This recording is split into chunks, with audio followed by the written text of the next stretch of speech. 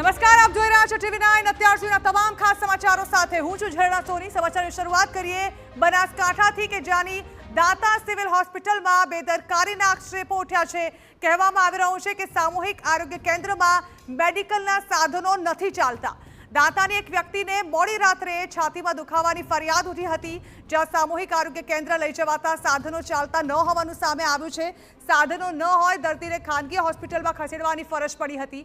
સામાન્ય તકલીફમાં પણ દર્દીને પાલનપુર રિફર કરાતા હોવાના આક્ષેપ ઉઠ્યા છે। સામૂહિક આરોગ્ય કેન્દ્રમાં એમ્બ્યુલન્સની પણ સુવિધા ન હોવાનો દાવો કરવામાં આવ્યો છે।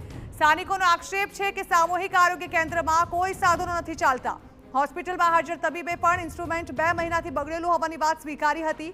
તો દાંતા ગ્રામ પંચાયતના સરપંચે ડોક્ટર પાસે તેનું લખાણ લેવડાવી દીધું હતું। એટલું જ નહીં, સરપંચનો દાવો છે કે અધિકારીઓને ફોન કરવા છતાં કોઈ જવાબ નથી મળતો।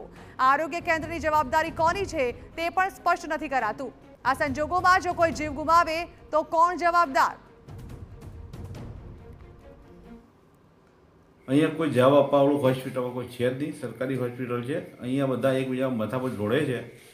એક કેસિંગ કહે છે કે ગઢવી સાહેબને ચાર્જ આપ્યો છે।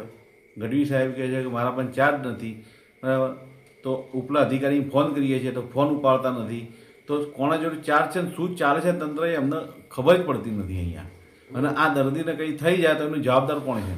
પેશન્ટનું બીપી પણ થોડું વધારે હતું, 162 110 બીપી હતું અને પેશન્ટે એડવાઇસ કર્યું કે ઇસીજી એકવાર નીકાળવો જોઈએ।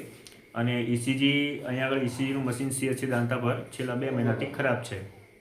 એની પ્રિન્ટ સરખી નથી નીકળતી, એના કારણે પેશન્ટને હાયર સેન્ટર પર રેફર કરવું પડે છે।